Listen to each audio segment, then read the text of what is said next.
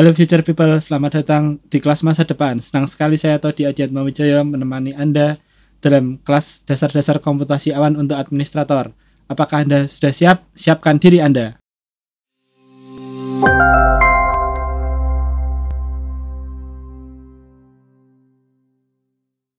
Oke, bagian pertama adalah pengenalan komputasi awan. Jadi komputasi awan secara definisi salah satunya adalah sebuah model yang memungkinkan sebuah komputasi diakses dari mana saja, mudah diakses dan berbasis kebutuhan. Berbasis kebutuhan ini maksudnya bisa dihidupkan dan dimatikan secara yang kita butuhkan seperti itu. Kemudian kita bisa mengakses sumber daya komputasi. Sumber daya komputasi ini bermacam-macam. Ada jaringan, server, penyimpanan, aplikasi, dan servis. Jadi tidak hanya komputer saja, tapi ada jaringan dan aplikasi juga. Kemudian sumber daya ini harus dapat disiapkan dan dilepas, atau bahasa teknisnya biasanya disebut deprovisioning, dengan mudah dan usaha manajemen yang minimal. Di sini adalah perbedaan yang utama antara komputasi awan dan hosting biasa. Karena dengan hosting biasa, biasanya akan banyak usaha manajemen dari pihak hosting. Jadi istilahnya kita harus TikTok gitu ya. Kita harus berdiskusi dengan pihak hosting untuk menyiapkan resource yang kita butuhkan. Model komputasi awan ini nanti memiliki beberapa karakteristik dan beberapa model layanan. Nanti akan saya jelaskan di slide selanjutnya. Ini contoh sumber daya komputasi. Jadi yang pertama ada jaringan komputer. Jadi dalam komputasi awan yang membedakan dengan cloud hosting biasa, jaringan komputer di sini bisa kita customize sesuai kebutuhan kita. Misalnya kita mempunyai sebuah jaringan private network yang kita bagi, misalnya ada private network development, private network production, itu bisa kita pisahkan, di mana ini di hosting tradisional tidak bisa kita lakukan. Kemudian kita juga bisa membuat internet gateway. Jadi misalnya yang production tidak langsung terkoneksi tapi menggunakan bastion, seperti itu bisa kita atur di cloud computing. Kemudian contoh sumber komputasi yang kedua yaitu server. Tentu ini server layer yang paling bawah itu bisa kita gunakan. Nanti ada berbagai macam jenis server, ada virtual machine, ada serverless, ada bare metal. Nanti akan kita bahas di bagian selanjutnya. Bagian selanjutnya dari sumber daya komputasi adalah penyimpanan. Untuk penyimpanan juga terdiri dari berbagai macam. Jadi ada yang namanya object storage, ada local storage, dan ada block storage. Nanti akan memiliki fungsinya masing-masing. Penyimpanan ini juga sangat penting karena menjadi salah satu komponen vital di dalam compute unit yang kita gunakan. Selain itu ada juga aplikasi. Kalau aplikasi itu kita mungkin sering pakai ya, misalnya Google Meet, Zoom, itu termasuk aplikasi di dalam komputasi awan yang bisa kita sewa. Kemudian terakhir ada yang namanya service. Kalau service ini istilahnya bahasa Inggrisnya adalah managed service.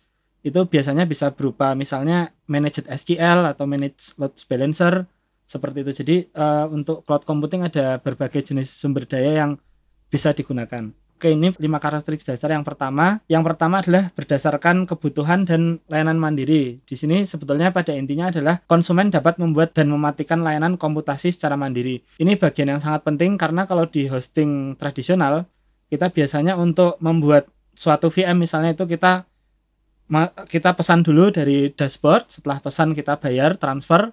Kemudian kita infokan nih ke CS-nya, saya sudah bayar, baru layanan kita diaktifkan.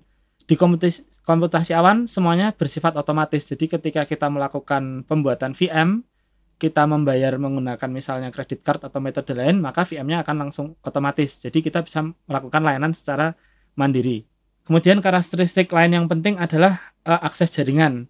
Di sini komputasi awan sama seperti cloud, dia memiliki akses jaringan public internet yang cepat ya, bisa bervariasi antara 10 MB sampai misalnya berapa gigabyte gitu kita bisa gunakan. Sedangkan kalau di cloud hosting tradisional biasanya ada limitasi terhadap akses jaringan. Karakteristik selanjutnya adalah kelompok sumber daya yang besar. Ini adalah salah satu keunggulan komputasi awan, di mana sumber daya nanti dapat di-resize sesuai keinginan kita ya, karena pada intinya kita menggunakan sumber daya milik data center yang besar, milik provider.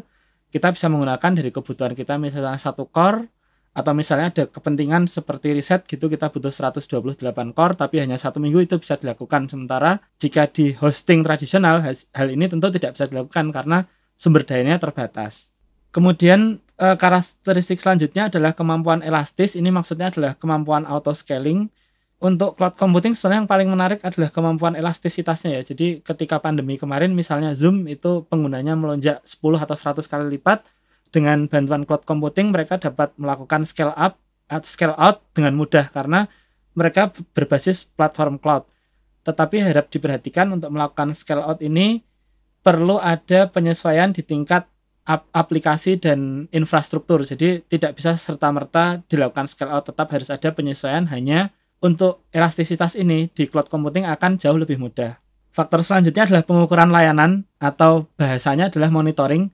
Monitoring ini faktor yang sangat penting karena di cloud nanti kita billing atau pembayaran tidak hanya berdasarkan berapa jumlah compute unit yang kita sewa, berapa service yang kita sewa, tapi seringkali juga berdasarkan berapa operasi yang kita lakukan. Misalnya kalau kita menggunakan object storage, nanti kita berapa kali melakukan operasi put request, get request, semuanya ada billingnya terpisah, dan itu kadang-kadang termasuk yang membingungkan, sehingga harus diukur hal-hal seperti itu. Selain itu karena cloud computing ini kita biasanya berbagi resource dengan orang lain, kita tidak mendapatkan resource secara maksimal. Misalnya hard disk itu kalau di komputer biasa kita bisa akses kecepatannya full ratusan megabyte per second, kalau di cloud computing mungkin tidak full seperti itu I/O-nya, jadi itu perlu diukur. Dan ini pengukurannya sebetulnya cukup kompleks dan bisa menjadi materi tersendiri. Itu 5 karakteristik dasar. Terus sekarang kita masuk ke dalam model layanan. Model layanan cloud ada 3 jenis, SaaS dari yang paling atas atau service software as a service, kemudian ada PaaS atau PaaS atau platform as a service, dan IaaS atau infrastructure as a service. Untuk model layanan ini dari atas ke bawah, itu yang atas atau software as a service lebih ditujukan kepada pengguna akhir, sedangkan untuk infrastructure as a service biasanya digunakan atau lebih banyak digunakan untuk sistem administrator karena pada dasarnya masih perlu melakukan banyak konfigurasi. Dari atas ke bawah itu kontrol yang kita miliki makin ke dasar atau makin ke infrastruktur, itu makin banyak kontrol dan kustomisasi yang dapat kita lakukan, sedangkan makin ke atas itu makin sedikit karena pada dasarnya SaaS ini kita menyewa software. Oke, ini detail model layanan ya. Software as a service yang pertama, biasanya untuk software as a service ini berbasis lisensi dan di charge per user. Misalnya kita berlangganan Microsoft Office 365, nanti kalau per user ada biayanya, misalnya $5, $10 tergantung fitur yang kita gunakan. Begitu juga kalau misalnya kita menyewa misalnya repository Git seperti GitHub, nanti biayanya itu per user. Karena biaya lisensi per user ini kalau usernya banyak, misalnya kita 100 user, maka akan biayanya mahal. Misalnya kita GitHub 100 user, 1 user $4, maka bisa jadi $400 per bulan hanya untuk lisensi GitHub-nya saja, belum lisensi yang lain. Biasanya aplikasi SaaS ini memiliki versi yang disebut self-hosted atau versi open source, atau ada versi open source lain yang bisa kita hosting sendiri dan kita tidak perlu bayar lisensinya. Nanti akan saya jelaskan juga. Kemudian level kedua ini ditujukan untuk developer, biasanya ada namanya platform as a service.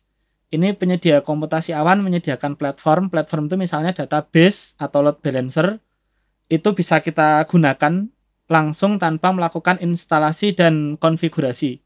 Jadi contohnya kalau misalnya kita menggunakan manage database, itu misalnya kita ada project membutuhkan database yang cluster 3 database, itu kalau pakai PaaS kita bisa langsung deploy dalam bentuk cluster, dan ini nanti akan lebih mudah karena konfigurasi cluster database itu biasanya cukup rumit ya. Jadi misalnya kita pakai Galera, itu harus di set 3 yang master mana, priority, itu stepnya sangat panjang. Dengan PaaS itu bisa dieliminasi dan kita fokus pada produk yang kita bangun. Untuk PaaS ini harap diingat, ini tetap harus dilakukan tuning. Jadi misalnya kita menggunakan database as a service, itu tidak serta-merta nanti performanya bagus. Jadi tetap parameter MySQL itu tetap harus dikonfigurasi, misalnya maximal connection dan hal-hal lainnya. Kemudian selanjutnya adalah IaaS atau infrastructure as a service.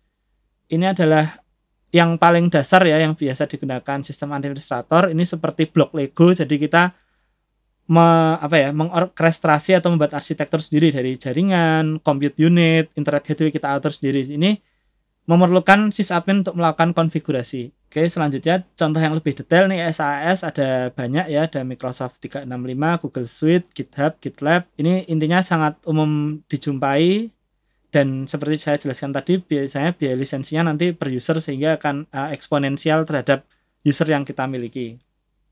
Mungkin SaaS ini kita langsung aja ke selanjutnya. Yang kedua, platform as a service ini jenisnya banyak, dan ini saya ambil salah satu contoh yang menarik, itu Heroku. Jadi Heroku itu sebuah platform yang memudahkan deploy aplikasi ke dalam cloud. Jadi dengan menggunakan Heroku itu developer bisa menyewa misalnya satu virtual machine, tetapi untuk melakukan deploy tidak perlu dilakukan konfigurasi. Jadi bahasa teknisnya developernya hanya perlu melakukan push seperti pada gambar itu ke dalam repositorinya si Heroku, nanti aplikasi akan otomatis terdeploy. Kemudian nanti kalau misalnya dibutuhkan untuk scale out, itu dari Heroku juga akan melakukan scale out dengan mudah. Kita tidak perlu melakukan konfigurasi. Jadi dia ada di tengah-tengah antara PaaS dan IaaS. Kemudian untuk Heroku sendiri nanti jika misalnya dibutuhkan marketplace, kita bisa menambahkan service ya, misalnya SQL Server, PHP admin, itu nanti ada tambahan sendiri dan biayanya terpisah. Jadi ini tengah-tengah antara IaaS dan SaaS. Selanjutnya IaaS ini yang paling basic seperti blok Lego yang saya jelaskan. Jadi di sini kita harus menyusun macam-macam ya, firewall, load balancer. Load balancernya diarahkan ke aplikasi, kita atur block storage. Nanti akan kita coba untuk IaaS ini pada demo di bagian ke-6. Jadi ini dengan IaaS ini PR-nya masih banyak ya. Jadi kita bikin platform untuk deployment, untuk redundancy dan backup. Kemudian selanjutnya untuk tipe cloud itu ada public dan private. Kalau public cloud itu adalah yang biasa kita gunakan. Jadi satu infrastruktur nanti akan digunakan bersama-sama ya. Ya keunggulannya karena bersama-sama tentu biaya kapitalnya nanti akan lebih murah. Tetapi kelemahannya dari sisi keamanan karena bersama-sama tentu nanti akan menjadi celah keamanan jika ada satu anggota cloud yang misalnya menggunakan banyak resource, kita juga akan terpengaruh. Kemudian ada yang namanya private cloud. Private cloud itu satu arsitektur cloud itu digunakan hanya untuk satu organisasi. Keuntungannya tentu dari keamanan sangat secure, tetapi kita harus mengeluarkan biaya untuk membangun cloudnya itu sendiri, dan biaya operasionalnya tentu tidak murah. Ini di level besar ya, misalnya di skala universitas atau BUMN atau kementerian itu mungkin cocok menggunakan private cloud. Tetapi yang akan kita demokan nanti akan menggunakan public cloud. Ini adalah kesimpulannya ya, dan pertimbangan penggunaan komputasi awan kapan kita menggunakan. Pertama, kelebihannya itu adalah biaya. Jadi sebelum ada komputasi awan atau cloud computing untuk membangun sebuah service, sebuah perusahaan atau organisasi tentu harus mengeluarkan capital expense yang besar untuk pembelian server. Jadi kalau misalnya satu server 8 core misalnya 20 juta ya harus mengeluarkan 20 juta di awal. Sementara dengan cloud itu sistemnya pembayarannya per bulan ya, jadi bisa masuk operational expense. Jadi misalnya untuk yang 8 core itu biasanya harganya antara 100-200 dolar. Jadi biaya di awal yang dikeluarkan jauh lebih murah. Itu di cloud computing keuntungannya di situ. Kemudian skalabilitas. Cloud computing itu menyediakan sumber daya yang hampir tidak terbatas sehingga skalabilitasnya lebih mudah. Kalau kita tradisional menggunakan server, skalabilitasnya akan sedikit susah karena setiap kali kita upgrade kita harus mengeluarkan biaya. Dan yang jadi problem biasanya kalau di organisasi besar itu soal pengadaan ya. Jadi pengadaan itu biasanya tidak mudah dan harus melalui beberapa step, dan ini cukup lama. Kemudian selanjutnya penyimpanan data juga salah satu keuntungannya. Kalau di cloud itu penyimpanan datanya besar dan penyimpanan datanya biasanya sudah di backup dan ada redundansinya. Jadi ini salah satu fitur yang bisa kita manfaatkan, tetapi harap diingat tidak semua data bisa disimpan di cloud, tergantung regulasi. Misalnya kita mengerjakan proyek dengan kementerian atau BUMN, mungkin ada peraturan khusus yang menyatakan data itu harus disimpan di data center mana, atau mungkin di data centernya BUMN atau kementerian itu sendiri, atau mungkin tidak boleh dibawa ke luar negeri. Jadi ada aturan-aturan yang harus dipahami terkait penyimpanan data ini. Kemudian uptime itu karena komputasi awan atau cloud computing itu biasanya infrastrukturnya menggunakan data center yang levelnya bagus, jadi jarang mati, istilahnya seperti itu ya. Sementara kalau kita hosting tradisional atau punya server tradisional, itu misalnya mati listrik, kita tidak punya genset, nanti servisnya mati. Jadi sebetulnya cloud bisa dibilang lebih reliable. Belum lagi kalau ada masalah, misalnya data center kita misalnya terbakar, itu backupnya di mana. Nah, kalau di cloud hal ini bisa diantisipasi dengan lebih mudah, misalnya kita set redundansinya dan berbagai macam hal-hal preventif lainnya. Hal terakhir, keamanan. Sebetulnya keamanan ini relatif. Jadi kalau di cloud itu keamanan itu biasanya dashboardnya sudah diatur sedemikian rupa, ada akses kontrol. Misalnya kita bikin user hanya bisa melihat billing, bikin user hanya bisa start dan stop, itu bisa. Sementara kalau kita menggunakan cloud tradisional atau server tradisional, hal itu tidak bisa kita lakukan. Jadi di sini juga ada keunggulan dari komputasi awan. Ya mungkin itu bagian pertama, selanjutnya kita lanjutkan ke bagian kedua.